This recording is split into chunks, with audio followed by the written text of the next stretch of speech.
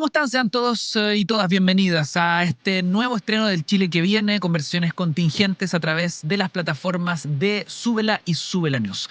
Sin duda lo que nos convoca por estos días es el escándalo político del año, el denominado caso Hermosilla, el caso Audios. Para conversar de esto y otros temas tomamos contacto con Valencia, España. Una vez más nos visita el sociólogo académico y columnista Alberto Mayola. Alberto, bienvenido al Chile que viene, ¿cómo estás?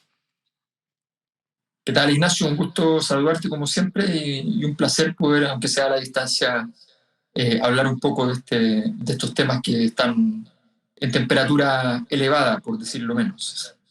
Claro, me imagino que la reflexión y el análisis con perspectiva se hace difícil cuando vamos recibiendo información día a día, minuto a minuto. Sin embargo, yo creo que desde que explotó el caso Audios ya podemos mirar cierta perspectiva de lo que ha estado ocurriendo y te lo planteo de la siguiente forma. En nuestra historia reciente, el caso Hermosilla es tal vez el mayor escándalo político, judicial, empresarial que ha vivido nuestro país. Sí, básicamente, a ver, mira, probablemente, mira lo que voy a decir, probablemente como caso, no necesariamente, o no sabemos si realmente es el más grave, el que involucra más tipos de entidades, no lo sabemos, básicamente porque lo que ha pasado no tiene tanto que ver con el caso en sí mismo, sino con las condiciones en las que se enfrenta el caso. Me explico. La sociedad tiene un conjunto de mecanismos para soportar la presión de los acontecimientos. Las élites tienen un conjunto de mecanismos para soportar la presión de los acontecimientos, naturalmente. Es decir, hay muros de contención, hay filtros, hay toda clase de herramientas que las élites y el orden social tienen para que la cosa no se desmadre. Esos mecanismos, cuando hay crisis, se ponen en acción. Esos mecanismos se van desgastando cuando tú los usas en exceso. Cuando tienes el caso Penta, después tienes el caso SQM, antes tuviste el caso La Polar, tienes los casos de empresas donde hay casos de efectivamente relaciones con simposios de impuesto interno, con otras entidades donde hubo casos de corrupción, cuando tienes casos que son de corrupción de empresas, en fin, cuando tienes un conjunto de escándalos, ¿qué es lo que termina por pasar? Termina por pasar que el siguiente escándalo tiene menos herramientas para poder sostener el orden. Entonces, a mí me preguntaban hace meses, cuando marzo, qué sé yo, cuando ya se veía que el caso Hermosilla ya empezaba a tomar forma de una crisis grande, me decían, bueno, pero son poderosos, van a poder controlarlo. Y yo decía, no, que las herramientas que tienen ya no son suficientes. Entonces, probablemente por eso nos estamos enterando de tanto, porque sencillamente, como se dice habitualmente, el elástico se rompió, la represa no aguanta el agua y sencillamente entonces la energía del proceso se despliega con toda su fuerza. Entonces, sí, es el caso más importante, no necesariamente porque los hechos sean realmente lo más grave, sino que sencillamente porque el sistema no está en condiciones de absorberlo y trabajarlo de una manera que se mantenga tranquilo. Alberto, ahora no solo es el oficialismo, sino que también Chile Vamos se suma a los anuncios de una acusación constitucional contra los ministros de la Corte Suprema, Jean-Pierre Matus, Sergio Muñoz y Ángela Vivanco. ¿Cómo lees esta decisión por parte de la derecha chilena? A ver, no nos engañemos, el tema de la Corte Suprema es gravísimo, pero al mismo tiempo, en la práctica, para efectos de este tipo de crisis, es un distractor. El 90%, 95% de la población no conoce los nombres de los ministros de la Corte Suprema. Correcto. Del ministro del Interior lo sabe el 90-95%, del presidente lo sabe el 98-99%. Entonces, esta es una crisis que llega a niveles de presidencia, vicepresidencia de la República. O sea, aquí efectivamente la gran pregunta periodística, que es sotoboche, está soterrada todavía, pero es una pregunta periodística fundamental, y la pregunta histórica es en qué momento este caso se va a sincerar respecto a su propia naturaleza. La naturaleza del caso es que si tienes al ministro del Interior, vicepresidente de la República, involucrado en un caso como este, donde se vislumbran trenzas que son verosímiles en términos de tráfico de influencias para beneficiar determinados tipos de proyectos, visiones políticas, incluyendo los temas en las cortes. Bueno, allí está la máxima gravedad. O sea, todavía nosotros estamos jugando con este juego de no querer ver el horror. Estamos en la base del Edipo que se saca los ojos porque no quiere ver lo que está pasando. No queremos ver que finalmente aquí la gran pregunta es hasta dónde se ha llegado en el marco de nuestros gobiernos del uso y abuso del derecho, de los medios de comunicación, de toda clase de cosas para poder soportar un esquema que suponía ya sea faltas a la verdad, desviación del derecho, y también, al mismo tiempo, por el lado empresarial, fraudes, estafas de todo orden. O sea, esto todavía no somos capaces de hacernos cargo del corazón del asunto, y esa es la verdad, y estamos jugando a que vamos por el lado, ¿no? Ahora, antes de hablar de la figura de Andrés Chadwick, ¿no? Porque efectivamente ha sido en múltiples diálogos y audiencias mencionado, y su silencio sí que incomoda a Chile Vamos. Yo me pregunto, ¿de qué sirve una acusación constitucional donde siempre está el riesgo de convertirse en un show mediático, ¿no? Porque lo hemos visto otras veces. Esta mal usada herramienta, donde muchas veces capota producto de lo mal diseñado que viene o simplemente no se sostiene. Hablemos de la acusación que está en curso, porque es lo que tenemos hasta el minuto. Es que mira, además se da esta cosa de las costumbres. La costumbre en estas cosas es que para los bienes y los males hay un cierto cuoteo.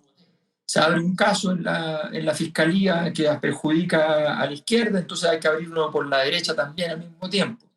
Se abre en este caso lo que pasó es que finalmente la información lejos, pero lejos, más grave de eso, era Ángela Vivanco.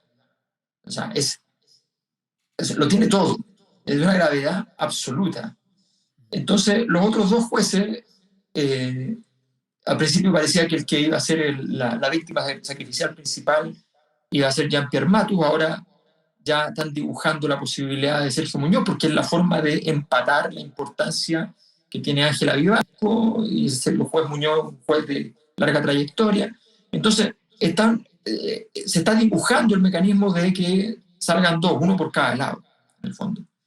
Entonces, estamos jugando un juego que sigue en la lógica del sistema político y no en la lógica de las instituciones que funcionan y dicen, oye, a ver, pero aquí la Corte Suprema en esto fue muy clara. O sea, la Corte Suprema es llamativo lo que hizo. Se demoró un par de días, nada más, en salir a decir que abre cuaderno de remoción.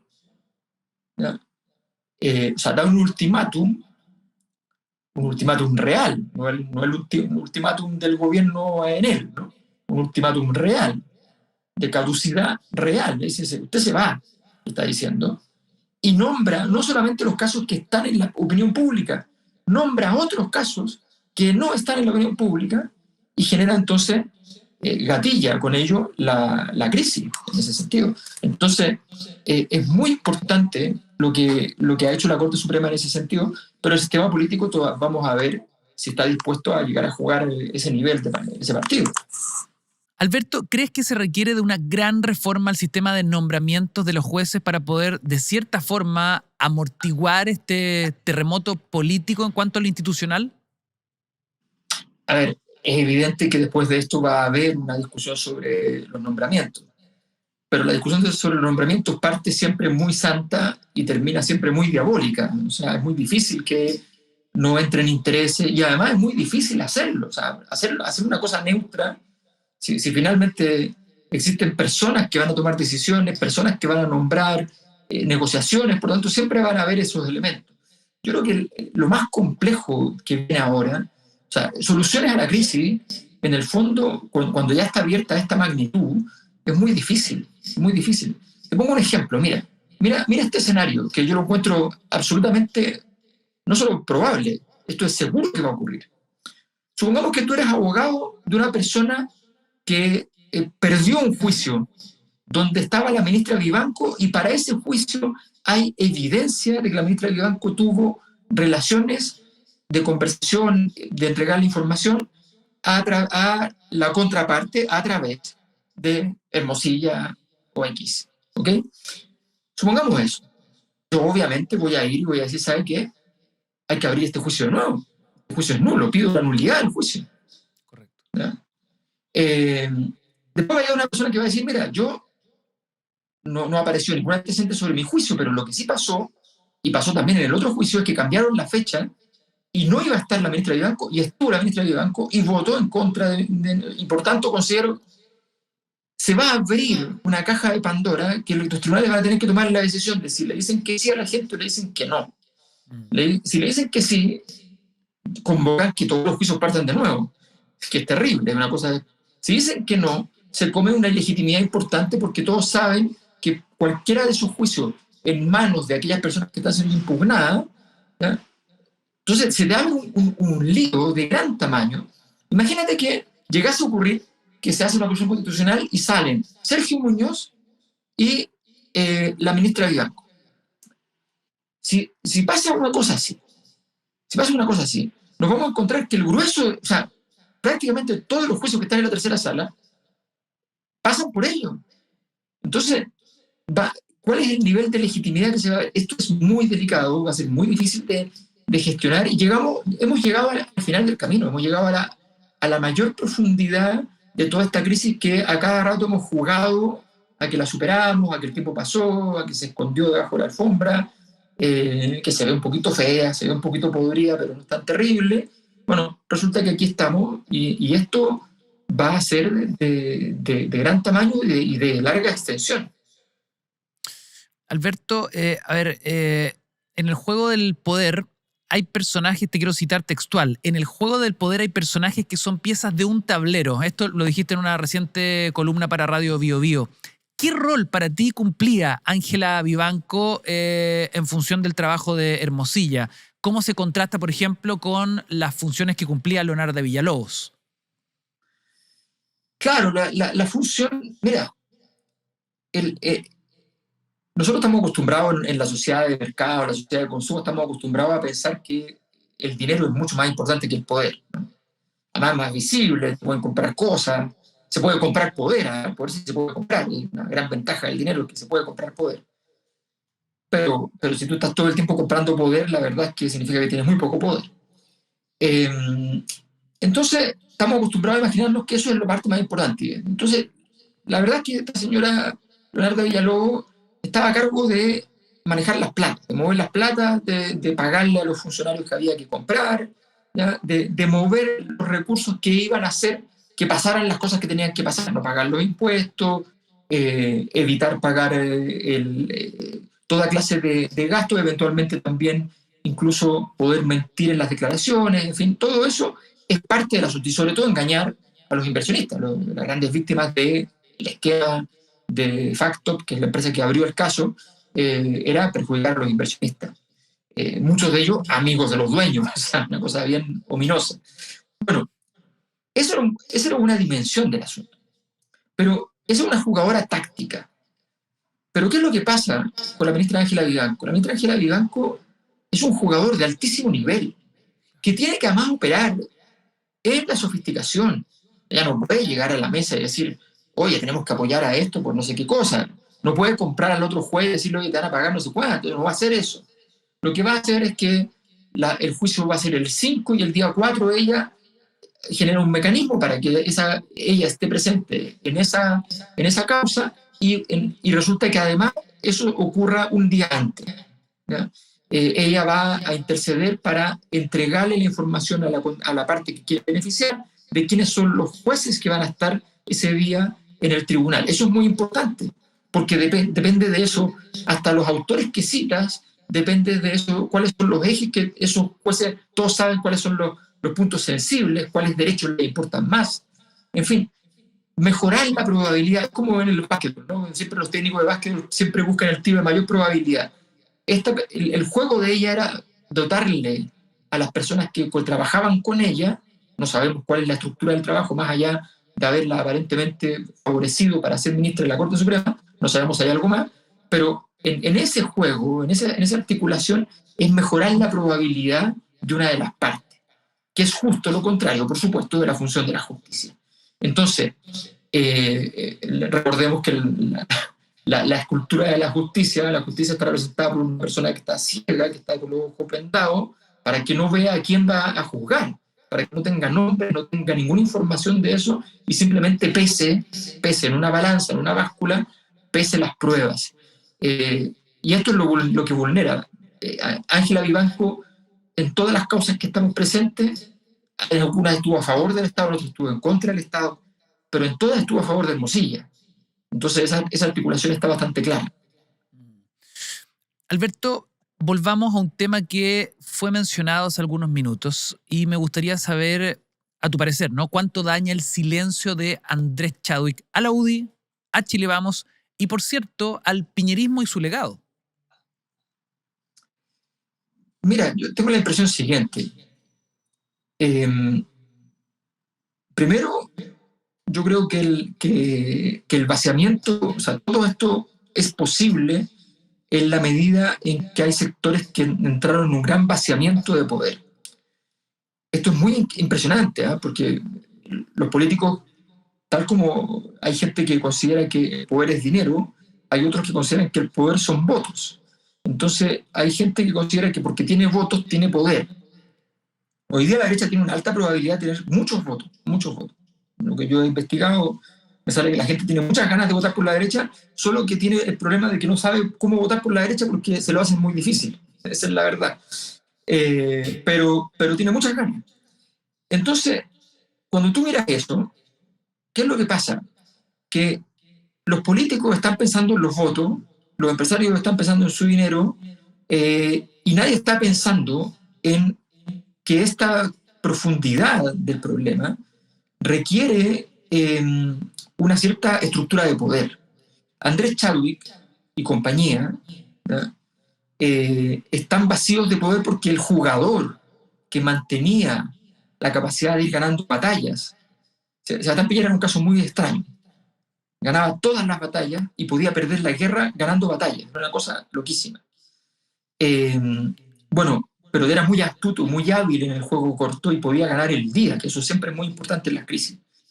Han demostrado sus herederos que no son capaces de sobrellevarlo. Yo creo que los que han gestionado relativamente bien el asunto y han mantenido más o menos a raya el tema han sido fundamentalmente los hermanos Hermosilla. O sea, ellos han hecho una gestión más allá de las diferencias evidentes que tengo y que las he expresado públicamente, pero han hecho un control de la crisis bastante bueno. Les ha ido mal porque el caso es gravísimo y las pruebas que tienen en contra son terroríficas, pero lo han hecho bastante bien. Pero la derecha no sé si va a ser capaz de... La gran pregunta no es si la derecha es capaz de salvarse de esta situación, creo que no. La gran pregunta es, en primer lugar, si la izquierda es capaz de capitalizar este nuevo escenario, este escenario donde de alguna manera resucita un poco el estallido, y en segundo lugar, de si Evelyn Matei va a ser capaz de hacer lo que ha hecho, lo ha logrado eso, de ir un poco a medio camino, controlando el escenario de la centroizquierda, manteniéndolo a raya, incluso con mucha votación de ese mundo, y si ella logra mantener eso, podría ella salir indemne, aunque la derecha se esté hundiendo. Sin duda un escenario complejo el que se enfrenta, y me gustaría también ver la estrategia que ha enfrentado hoy la defensa de Luis Hermosilla, liderada por su hermano Juan Pablo Hermosilla. ¿Cómo la calificarías? No, yo creo que yo he acusado a esta defensa a veces de ser un poco o mucho inmoral. O sea, no tengo ninguna duda de que usaron en su momento la Fundación para la Confianza para sacar casos justo en el momento en que Luis Hermosilla estaba por entrar en este clímax de crisis, ¿no? Entonces, la verdad es que, pero debo reconocer que la gestión de la crisis es muy buena. Te pongo un ejemplo muy simple. Ellos tenían que analizar si tenían claridad o no, información o no, o al menos la sospecha de que los medios ya tuvieran todo, o algunos medios tuvieran todas las conversaciones de WhatsApp. Si eso era así, no tenía ningún sentido seguir tratando de mantener cerrada la puerta del celular de Hermosillo. Entonces toman la decisión de decir, quiero que me abran todo. Cuando dices que me abren todo a mí, en el fondo está diciendo que se abra para todas partes, porque todos saben que ya cuando hay un camino de salida, la información se va a ir por todas partes. Entonces, ellos estuvieron dispuestos a abrir eso, porque tomaron la decisión de jugar el juego, de decirle, ok, que el problema sea no de uno, sino que de 200, 300. Convirtieron el problema individual en un problema colectivo. Hicieron un acto de socialismo jurídico, digamos, ¿ya? Entonces convirtieron el problema de uno en varios. Y resulta que ese proceso les ha dado cierta renta. A ver, es tan pésimo, pero es que el caso, o sea, la defensa, después de que tú tienes un audio como ese, donde se confiesa toda clase de tropelías, donde tienes fases casi bíblicas de tentación del diablo, donde tienes todo lo que te puedes imaginar, o sea, todo suena como ironía después de esto, tienes prostitución, drogas, tienes todo, de manera obscena, pornográfica. Bueno, después de eso, lograr sostener el juicio, y lo han hecho razonablemente bien. O sea, yo creo que ellos han manejado el juego. La gran pregunta para mí no es sobre ellos. Yo creo que la gran pregunta es si hay jugadores en el sistema político en Chile para, más allá de andar esquivando estos problemas. No nos olvidemos que el año pasado hubo una epidemia de gente que se le perdió el celular en política. Correcto. Oye, aparecía. Celulares destruidos por los hijos. O sea, unas situaciones rarísimas que se perdieron un montón de celulares, se robaron un montón de celulares. Entonces, no nos olvidemos, hay mucha gente preocupada de lo que hay ahí, probablemente hay mucho material más. La pregunta de fondo es, ¿el sistema político va a ser capaz de tener alguna herramienta para frenar esto? Mi impresión es que no hay herramienta, y ese es el tema central, y la defensa de Hermosilla, además, ya no es recordemos una cosa importante, en muchos casos anteriores, la defensa jurídica del afectado era concurrente con los intereses de las élites. Hoy día ya los intereses de Hermosilla no son los intereses de la élite. Ya sabe que tiene que salvarse solo, que no puede salvarse él y todos sus compañeros, ¿no? que hay que entregar porque a él lo van a entregar también. Entonces, este escenario es completamente distinto, no lo hemos visto. Este es un escenario que no ocurrió en el caso Penta, este es un escenario que no ocurrió en el caso de SQM, es un escenario que no pasó en los distintos casos de financiamiento de la política, que no ha pasado nunca que la articulación de intereses esté fracasando tan gravosamente. ¿Alguien puede sacarle algún tipo de ventaja política a este escándalo o transversalmente aquí pierden todos? Pierden las instituciones, pierde la fe pública, pierden los partidos políticos. ¿Hay alguien que pueda obtener algún tipo de rédito de todo esto?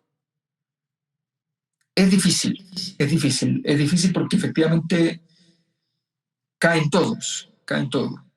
Si el Frente Amplio no tuviera el caso de Democracia Viva, digamos, probablemente esto le habría significado y si además en esta búsqueda de cierto tono institucional el Frente Amplio no hubiese literalmente comprado acciones, ¿ya?, en reivindicar a Piñera, qué sé yo, cuesta mucho ahora volver a un discurso crítico cuando has estado yendo de un lado al otro.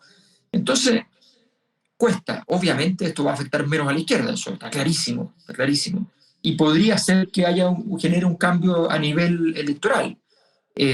No nos olvidemos que agosto iba a ser un mes del terror para el gobierno por el tema del alza de la luz, y entre él y el caso Hermosilla ha sido más bien algo parecido a un jardín de rosas. Por supuesto, no es un jardín perfecto porque todavía no está claro si eso va a concurrir en votos, pero sí le ha dado cierta comodidad. En cualquier caso, réditos, no sabemos, porque efectivamente esto es lo primero que golpea todo el sistema político. Yo creo que este es un momento en el cual pueden surgir, como han pasado en muchos países, liderazgos que vienen de los mundos del derecho, justamente, jueces que son famosos por su probidad, fiscales, en fin, toda clase de nombres que podrían venir a ser parte de los denunciantes de este tipo de procesos y que podrían entonces sacar algún partido. Pero además Chile en eso suele ser bastante poco creativo y no parece que vayan a entrar actores desde fuera. Desde la vereda del Ejecutivo, ¿cómo sientes que ha enfrentado el gobierno el caso Hermosilla? El gobierno ha jugado, salvo estas dos intervenciones que hizo el presidente, más bien saludando un triunfo la encarcelación de Hermosilla, eh, más bien el gobierno ha estado tomando palco, comentando el caso, por supuesto. Mira, para ser honesto, creo que no hay una estrategia. Creo que cuando el presidente se pasó un poco de rosca, y cuando te pasas de rosca, las cosas se pierden la oportunidad. En política tienes que ser todo lo hostil que debes ser, pero ni un centímetro más. Y el presidente, por el cargo, su nivel de hostilidad permitido es mucho menor. Entonces, ahí se equivocó, eso lo podría haber hecho un ministro, por ejemplo. Pero dentro de todo, ese ataque no estaba mal, era un ataque necesario. Pero había que hacerlo con más estilo, quizás con una cadena nacional, quizás y con un discurso muy cuidado, pero que al mismo tiempo fuera hostil. Lo que hizo el presidente de la Corte Suprema, ni más ni menos, que fue hostilísimo, pero muy institucional. Entonces, ese camino, yo creo que tengo la impresión de que el gobierno no ha encontrado mucho. O sea, a mí me llama la atención, por ejemplo, que en este momento aparezca como agenda fundamental el CAE, ¿ya? Y que aparezca como otro elemento fundamental la eutanasia. Está en un momento donde las cosas tienen que tener alguna pertinencia. ¿Qué tiene que ver esto con el escenario actual? Que son dos hoy día. Que hoy día estaba el tema de seguridad muy fuerte y ahora se suma el tema de seguridad, entonces este tema institucional propiamente de la política, el tema de la corrupción. Bueno, donde se juntan, ojo, este es un caso donde se juntan casos tipo Penta con casos tipo Cabal. O sea, para decirlo en el código 2011, 2012, 2013, se juntan el problema del lucro con el problema de la corrupción. O sea, el mundo público y el mundo privado se juntan en la caída. Y esto también es importante porque esto tampoco había ocurrido antes. Entonces, yo creo que en ese sentido el gobierno todavía extraña el no tener una estrategia respecto a cómo afrontar este tema y por eso no le ha sacado todo el partido que podría. ¿Falta sintonía cuando tú me dices que se está discutiendo eutanasia y CAE cuando las prioridades tienen que ser otras? A pesar de que el gobierno da señales de que ahí está puesto el interés en dichas noticias que se convierten en prioridades. Claro, pero el problema es cuando tú solo hablas, ¿entiendes? Cuando tú solo hablas. O sea, el ministro Pardo dijo 4 o 5 veces caducidad, proceso de caducidad. El proceso de caducidad de él no se ha abierto y no se va a abrir. No se va a abrir porque le genera un lío diplomático y no lo van a hacer. Pero habló hasta de una empresa estatal. Entonces, ¿para qué? Porque eso no es una propuesta real.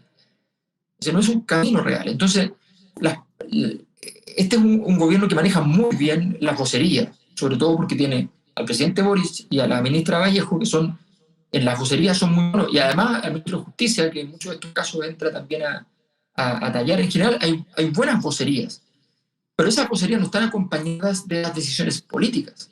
Entonces, es allí donde falta la estrategia. La estrategia tiene que ser. Nosotros nos acostumbramos, esto pasó también en las empresas, pasó en muchas partes, pero nos acostumbramos en los últimos 20 años que los problemas solo son problemas comunicacionales, no son problemas reales. Y los problemas son comunicacionales porque detrás de ese problema comunicacional hay un problema real. Y mientras no se entienda eso, es muy difícil funcionar. Entonces yo creo que el gobierno ha desaprovechado, teniendo las condiciones y el talento para poder haberle sacado mucho más partido. Ahora el caso va a seguir presente.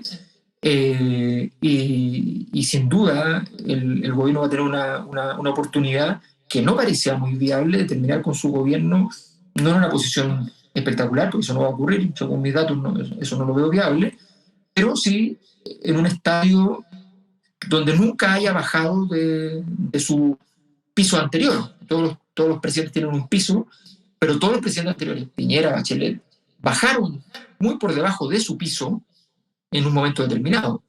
El presidente Boric no le ha ocurrido todavía y podríamos estar en presencia de que este año, que parecía ser el peor posible para el presidente, resulta que sea el mejor de los que han concurrido y el último año sea más tranquilo. Alberto, hablando de eso, ¿cómo ves el próximo escenario presidencial? ¿Cómo lees las piezas sobre el tablero y sobre todo las potenciales nuevas figuras que muchos dicen debiesen emerger, entendiendo que la expresidenta Bachelet no va a competir? A ver, mira, te van a hablar dos Alberto Mayor, el del mes pasado y el de ahora. ¿Okay? El del mes pasado, ya a partir de 12, 15 mediciones seguidas que habíamos hecho, yo hago una encuesta mensual, entonces resulta que ya yo tenía certeza absoluta de que no había ninguna duda de que Evelyn Matei ganaba tranquilamente. No así con una distancia espectacular, pero tranquilamente, por decirlo así, 55-45 en segunda vuelta, por decirlo así, ¿no? Un poco como ganó el presidente Boric, en fin. Tranquilamente. Eso me parecía bastante obvio. Hoy día,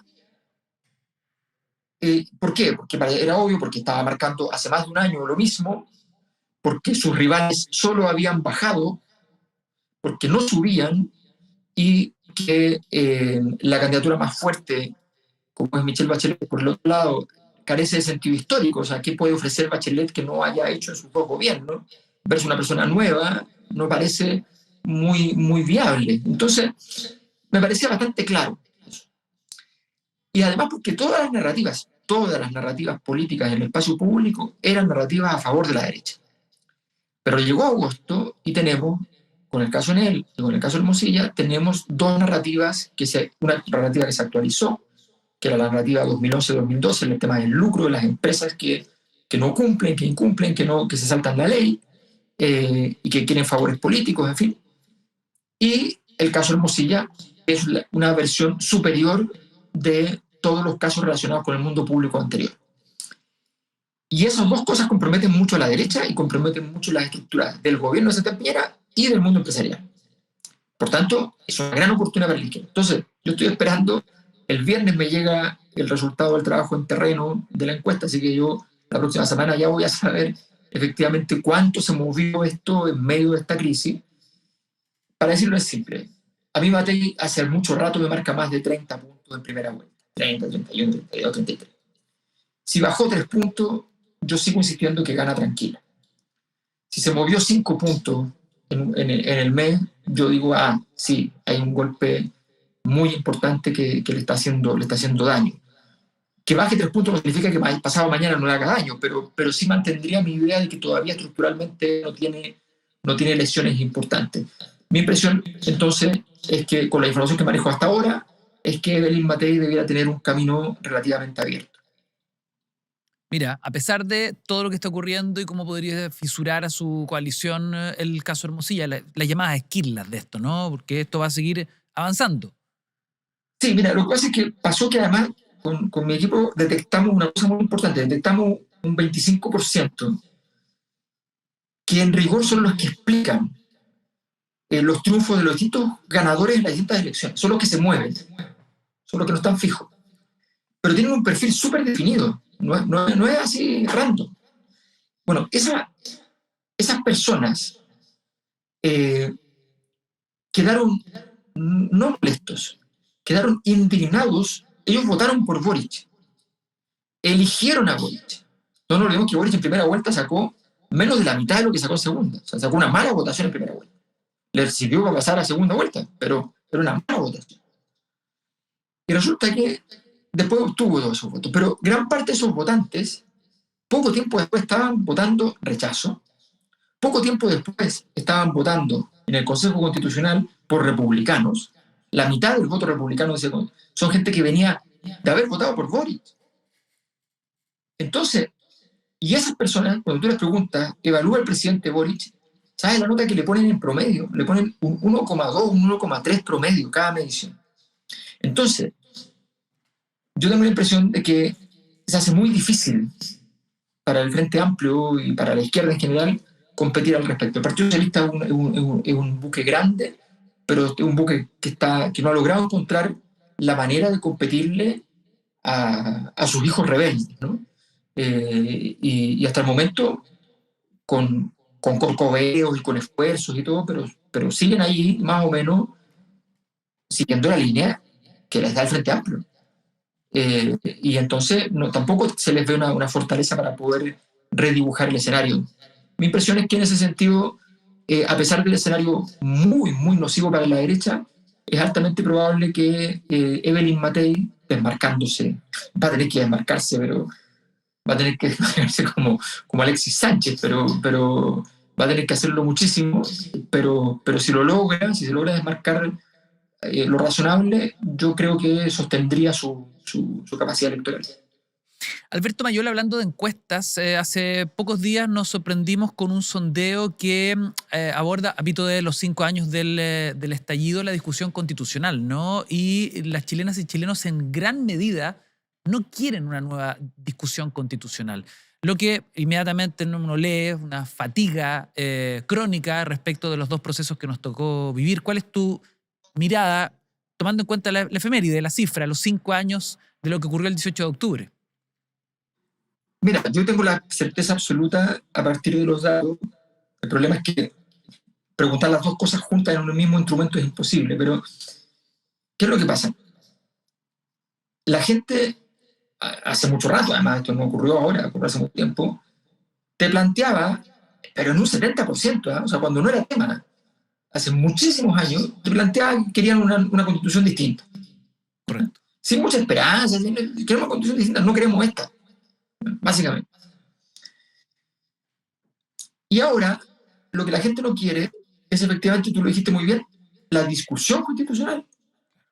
La discusión constitucional es para ellos insoportable, y es insoportable con toda razón, porque tropezamos dos veces con la misma piedra. O sea, mira, yo acabo de hacer una investigación bastante grande y caracterizamos mucho todo Chile territorialmente. Y en esa investigación, fíjate, que tú te das cuenta qué es Chile. Y Chile no tiene nada que ver con lo que se imaginan probablemente ciertas élites de la izquierda y de la derecha. Unos por un lado y el otro por el otro, con temas distintos. Se imaginan cosas diferentes, pero ninguna de las dos que se imaginan son reales.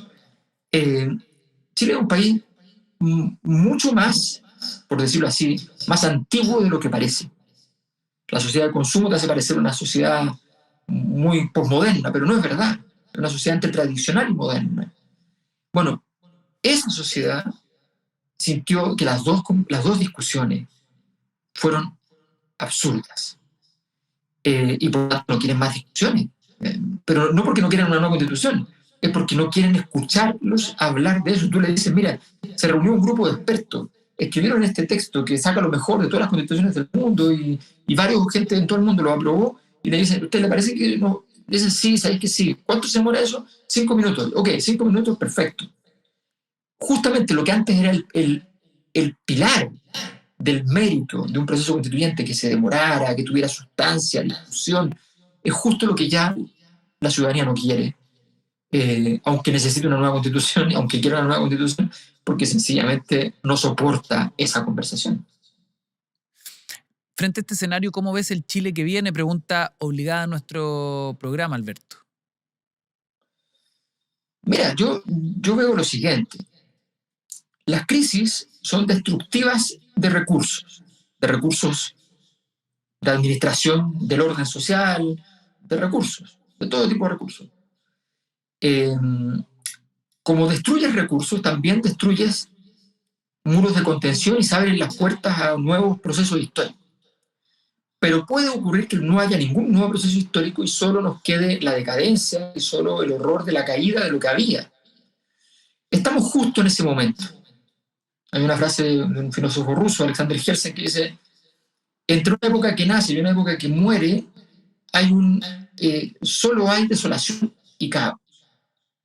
En ese intersticio, dice, no todos están esperando que aparezca un heredero, alguien que venga y traiga el mensaje, la buena nueva. Pero en realidad no hay ningún heredero, dice Gersen, sino que hay una viuda embarazada. Una viuda embarazada es una persona que está llena dentro de sí porque tiene un bebé, pero está vacía en su corazón porque ha perdido a la persona que hizo su bebé, a su marido probablemente. Lo ha perdido recientemente porque está embarazada, por tanto no. Entonces, esa persona está llena y vacía. Entonces, Gersen juega con esa figura de lo lleno y lo vacío, de lo roto y lo que se está construyendo. Y la pregunta es, ¿qué va a tener más energía? ¿La fuerza para construir lo nuevo o la energía de lo que se está derrumbando? Hasta el momento, con mucha distancia, va ganando lo que se va derrumbando y eso nos va a generar bastante problema. Pero la política es como todas las cosas complejas y simples a la vez. Tres jugadas buenas, muy bien hechas, muy precisas, y de pronto el mundo cambia a su alrededor. Esperemos que los jugadores que no nos han dado mucho a la pelota, en este caso hagan tres jugadas buenas y nos espere lo que nos espera. A ver, que tiene grandes oportunidades en transición energética, tiene grandes oportunidades por geopolítica, tiene grandes oportunidades para el futuro y aprovechar. Pero en estas condiciones lo más probable es que tengamos algunos beneficios, pero no los que debieran. Alberto Mayol, desde Valencia, España, agradecemos este contacto, el análisis, la reflexión sobre justamente el Chile que nos toca vivir y el Chile que viene. Muchas gracias, Alberto, por tomar contacto con nuestro programa hoy. Muchas gracias, Ignacio. Un saludo para todos y todas y nos vemos pronto. Adiós. Nos vemos pronto. Ustedes en casa pueden disfrutar de nuestros capítulos completos, como también de nuestros cortes seleccionados en cada una de nuestras redes sociales. Que estén muy bien. Será hasta un próximo estreno.